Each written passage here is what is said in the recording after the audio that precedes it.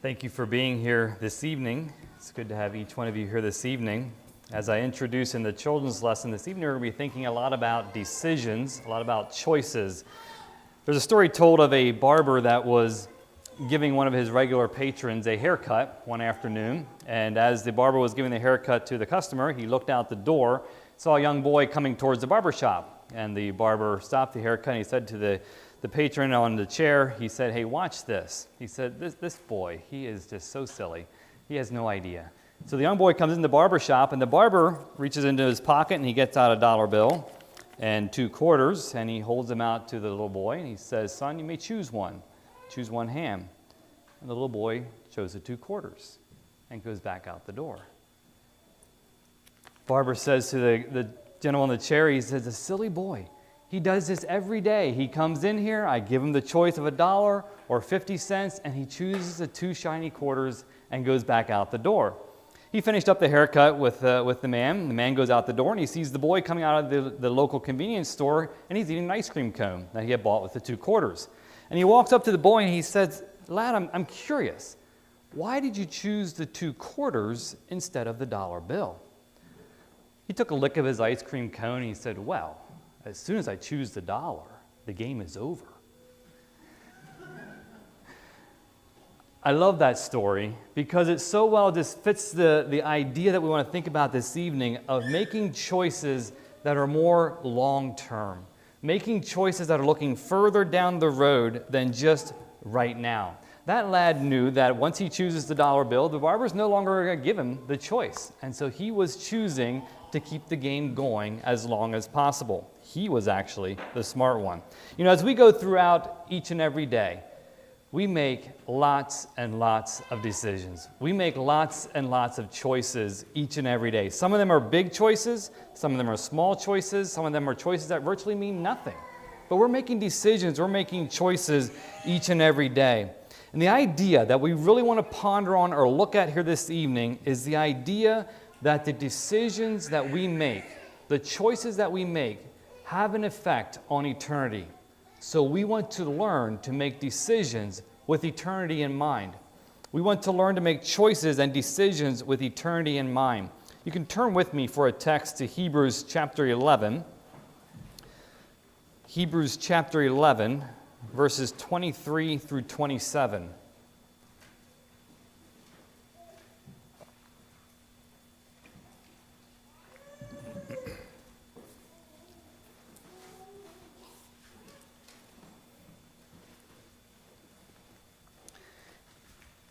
Hebrews chapter 11, verses 23 through 27. Learning to make decisions with eternity in mind because the decisions we make have an effect on eternity.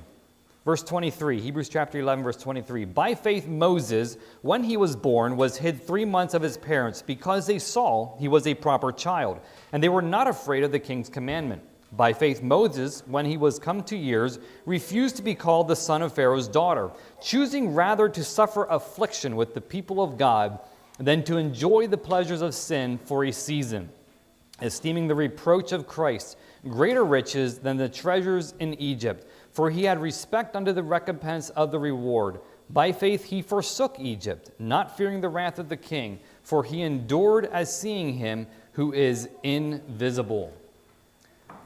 From this short little blurb about Moses, we get the idea pretty quickly that Moses made some pretty big decisions over the course of his life. He made some pretty big choices over the course of his life as he stood at a fork in a road and he had choices, decisions to make. We look back on them now as pretty big ones. He, as a young boy, as an adolescent, had to make the decision of, is he going to choose to follow his true mother's teaching, or is he going to be a son of Pharaoh's daughter? He had to make the choice of, is he going to grow up as an Egyptian, or is he going to grow up as a Hebrew, as an Israelite? Is he going to follow the ways of Egypt, or is he going to follow the ways that his mother taught him? Then he made that choice when he was out there in the land of the Hebrews and he saw the Egyptian beating one of his brothers, one of his people. He made that decision on an impulse to kill the Egyptian, which led to another decision of him fleeing Egypt. which led to another decision as he came to the well and he helped the women water their cattle, which got him into the home of the priest of Midian. All these are choices and decisions that Moses made in his life. Then he made that really important decision as he stood before the burning bush and God spoke to him, and he went back into Egypt and led the people out, led the Israelites out. You know, all those are just a quick overview of forks in the road that Moses chose. Those are decisions that he made that if he would have chose differently, what would the Bible look like today? If he would have chose a different way, or if he would have done something differently, what would it look like, or how would the story have ended up? We don't ever know. We don't know what that looks like because Moses didn't choose a different way. He chose according to what God had planned for him. He made those decisions, those choices at those forks in the road, and we'll never know what it would look like if he would have chose differently. But for you and I, we're writing history every day. As we make choices, as we make decisions throughout the day, we're making decisions, we're making choices, and we're writing our history every day. Therefore, it's important that we learn to make decisions. We learn to make choices with eternity in mind, because the decisions that we make will have an effect on eternity. So what does that look like? How do we go about making decisions with eternity in mind? How do I know that I'm making decisions with eternity in mind? What does that look like? So this evening I would like to offer for you 3 guidelines for making decisions that I believe will help you make decisions with eternity in mind. Now, these are not the only guidelines when it comes to decision making. There's simply 3 guidelines I want to lift out of Hebrews chapter 11 here. 3 guidelines from what we have written about Moses. They're not exhaustive, but 3 that I think will help us as we think about eternity, as we think about making decisions with eternity in mind. Guideline number 1 is choose to identify with the people of God. Choose to identify with the people of God. Hebrews chapter 11, verses 24 and 25, it says that by faith Moses, when he was come of years, he refused to be called the son of Pharaoh's daughter. Refused to be called the son of Pharaoh's daughter, choosing rather to suffer affliction with the people of God. Somewhere along the line, Moses made a decision, and you could almost maybe say that this was probably the most important decision that Moses made. Somewhere he made a decision that he is not an Egyptian. He is not an Egyptian. He is a Hebrew. He belongs with the people of God. He chose to identify with the people of God. He fixed that in his heart. He fixed that in his mind of who he is, which led him on many other choices, which guided him on many other choices as he was out there. That's why it was so important to him as he was out there and he saw the Egyptian that was beating the Hebrew. That's why it aroused anger in him, because this is my brother. I am a Hebrew. I am not an Egyptian. Therefore, you can't do that to my brother, to my family member. Because he had decided that, he had fixed that in his heart that he is a Hebrew. He is one of the Israelites. Choose to identify with the people of God. I encourage you to fix in your heart to choose to identify with the people of God. As you go throughout life and as you go throughout the day, you're making decisions, you're making choices, always bear in mind that it's a non-negotiable. I am a child of God. I'm going to choose to identify with the people of God. As I make choices, I'm going to choose to align with the people of God. I'm going to choose to align with God's children, with God's Word. And maybe even take that one step further. I'm a member, you're a member of Living Water Mennonite Fellowship. I'm going to choose to identify and align with what the church has identified as how we should live, how we should dress, how we should act. I'm choosing to identify with the people of God. It's non-negotiable. It's not going to change. One evening we were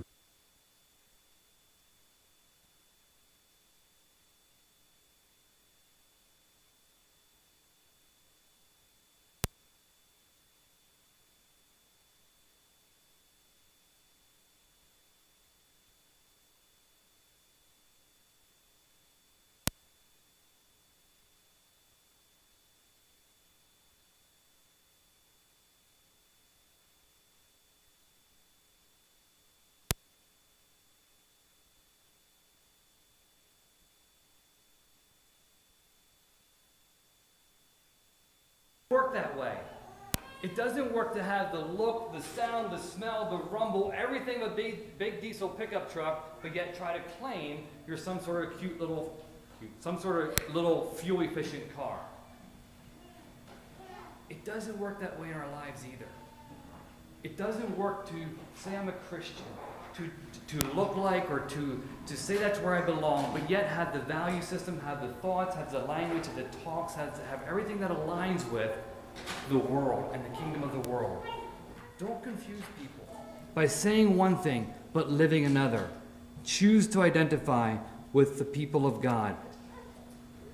Root that in your heart. Fix that in your heart. Anytime there's a choice, I'm going to choose along the lines of identifying with the people of God. I'm not saying this just to fix that there without thinking about it, without studying into God's Word. That's very important. And we can spend time quibbling about practical applications and all those different things that come up in a discussion about this. But what I really want us to do is just to come back and to say, you know what? I'm going to make choices that put me in a position, put me in the camp with the people of God, as Moses did. And you know, when you have a guideline like that is predetermined, it actually makes decision-making easier. When you have that fixed in your heart, when you have that choice made, it actually makes decision-making easier because there's already a prerequisite of when I make a decision, it's going to be in line with God's Word, it's going to be in line with God's people, it's going to be in line with the church that's desiring me to do. Choosing to identify with the people of God. Think of it this way. If for some reason, for health reasons, the doctor has told me that I should not eat sugar. Now, clearly that's not a case because I like donuts a lot, as we learned last evening. But if the doctor says, no sugar for you, and he lays out the reasons for that for me, and I agree with him. I recognize that what he is saying, what the doctor is saying is correct. And so sugar is not in my diet. When I go to make a choice at a restaurant for a drink or for a dessert, it's really easy. There is none. Everything has sugar in it. I'm just kidding. But it clears it up. It's automatically I know what my choices are because I have predetermined that no sugar in my diet. Therefore, it clarifies what my options are. Now, take that idea one step further. If the doctor has said no sugar, and I'm like, maybe sometimes not. Now I've just complicated things. Because every time I then have to make a decision, am I going to listen to the doctor and not eat sugar? Or am I going to ignore the doctor and go ahead with it? It's the same way in our Christian life. If we say we're a Christian and we want to walk according to God's standards, and yet we haven't really solidified that in our hearts, and so we're always continuing this tension between, am I going to really follow or am I not? Oh, maybe this is okay over here, but what about this? And it makes life difficult. It adds tension and complexity and frustration, whereas if we fix it in our hearts, if we determine as a guideline that when we're making decisions, I am going to identify with the people of God. I'm going to let that be known. No matter where I am, on the job site, on vacation, in traffic, at home, it doesn't matter. I am a child of God, and I'm identifying with the people of God, and I am okay that everybody knows that. I'm okay that that is very visible of who I am as a child of God. Identify with the people of God. The interesting thing here with Moses is that he didn't just choose that when it was easy. He didn't just choose that as the Israelites were on their way out of Egypt. Oh, by the way, I'm an Egyptian, I'm an Israelite as well. But it says that he chose to suffer affliction with the people of God. There are times that it's difficult to stand up and say, actually, I belong in this camp over here. I'm a Christian. I'm a child of God. I'm not going to participate in that. I'm not going to go there. I'm not going to be a part of that activity. I'm not going to indulge you in this conversation because I am a child of God. Identify with the people of God. The second guideline that we want to lift out of Hebrews chapter 11 is to ignore the pleasures of sin. As a guideline for making decisions, to ignore the pleasures of sin, to ignore that allure that sin has. Verse 25 says that Moses, he chose to suffer affliction with the people of God than to enjoy the pleasures of sin for a season. somehow he recognized that the pleasures of sin, what Egypt had to offer, was but for a season. Now, I think we all agree and realize that there is pleasure in sin. Sin does deliver on its promise of pleasure, and that is the allure that draws us. That is the allure that clouds our mind as we're making a decision, as we're trying to decide, and there's that pull towards something, that pleasure of sin that draws us in, that we need to choose to ignore, that we need to choose to block out and say, is this really what I want to be a part of? Because even though sin gives us or brings a pleasure, even though there is pleasure in sin, it is extremely, extremely temporary.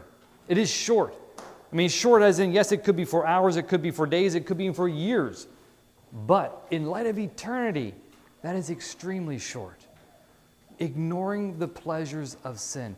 Moses chose to ignore those pleasures of sin. He chose to ignore that was temporary, choosing to suffer with the people of God than to enjoy the pleasures of sin for a season. Not only that, in verse 27, it says that he chose to forsake Egypt.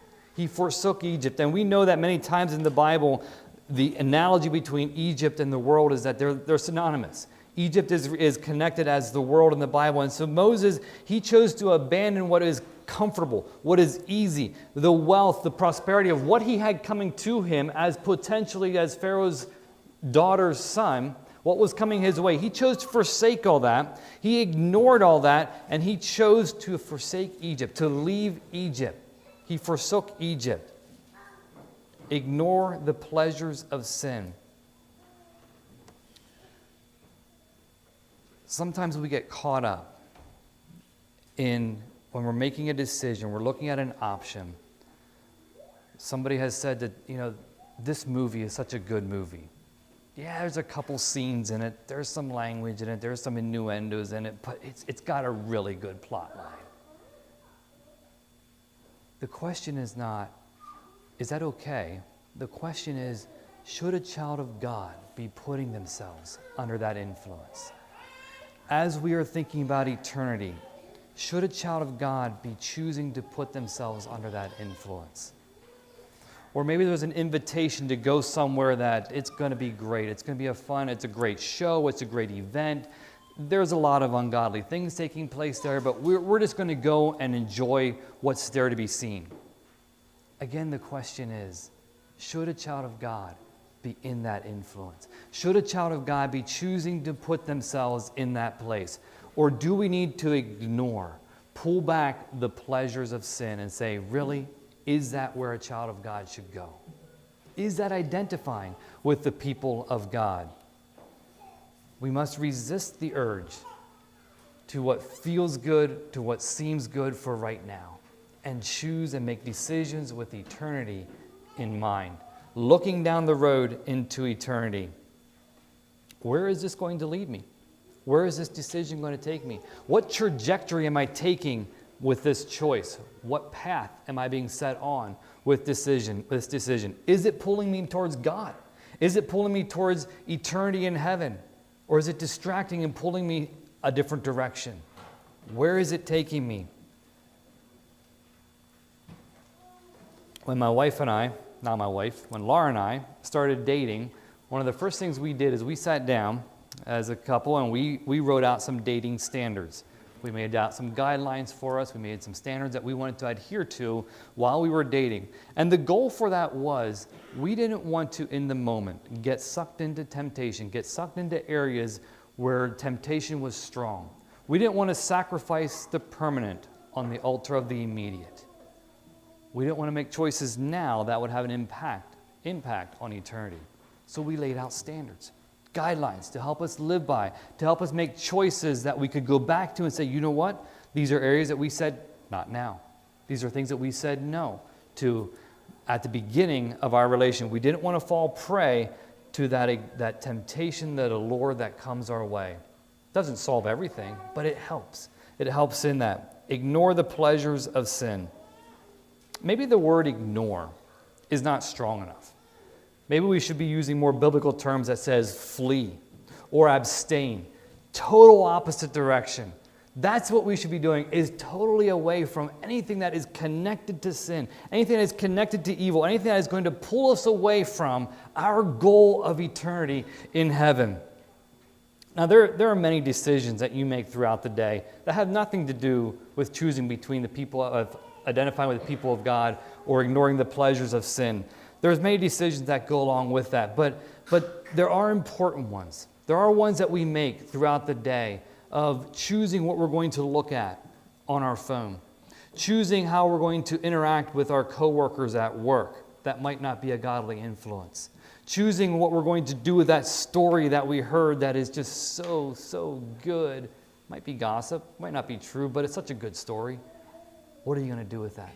Choosing to ignore the pleasures of sin, choosing to identify with the people of God are guidelines that help us in making decisions with eternity in mind, because the decisions that we make have an impact on eternity. The third guideline we want to look at here this evening is to intently focus on eternity. Intently focus on eternity.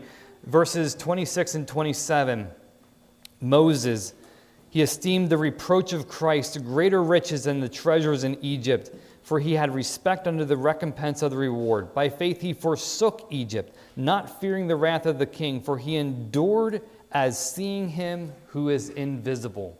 You know, this baffles me, how Moses, before the time of Christ, how he latched on to this concept of eternity, how he latched on to looking forward instead of right now, how he latched on to that, and how he chose to forsake Egypt, how he chose the greater riches of Christ, how he chose to endure as seeing him who is invisible. I don't understand all that, how Moses did that.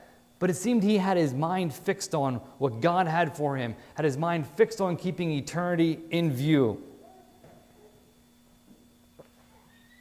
So this is the really big, overarching guideline, that we continually have eternity in mind.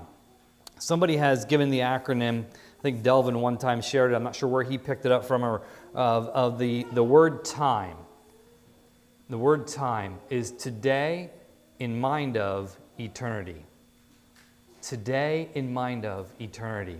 It's not a perfect acronym, but helps us to remember that the time we have, we want to be utilizing and keeping eternity in mind. Intently focus on eternity. You know, sometimes we come to making decisions that are tough. We come to making ones that have nothing to do with, it is identifying with the people of God. It has nothing to do with sin. It's in line with eternity. And how do we know? Should we be a part of this committee? Should we join this board? Should we go along into this mission work? What does God have for us? Two concepts I want to think about here with that. Number one is prayer. Prayer. Spending a lot of time in prayer. As we're making decisions, as we're making choices, some of those bigger choices that, you know, do I begin this job, or do I go to school here, or do I take, buy this house or build a house or whatever, start a business, whatever it might be. Lots of prayer. Lots of prayer. Because it's through prayer that we align our hearts with God. It's through prayer that we align our hearts with the will of God. The other thing I want to think about here as we think about intently focusing on eternity is faith. Sometimes there are decisions that need to be made that we simply need to step out in faith. God is asking us to do something. God is directing us in a way. We had that inner witness. We prayed about it. We believe this is the right thing to do. And we simply need to step out in faith and do what God is asking us to do. Keeping eternity in mind, but stepping out in faith. Intently focusing on eternity is where we are lifting our eyes off of the immediate, lifting our eyes off of what is right in front of us, lifting our eyes off of what seems good for right now, lifting our eyes off of the things that are right in front of us and choosing for the long haul. Choosing with eternity in mind, making decisions that are looking down the road and intently focusing on eternity down the road.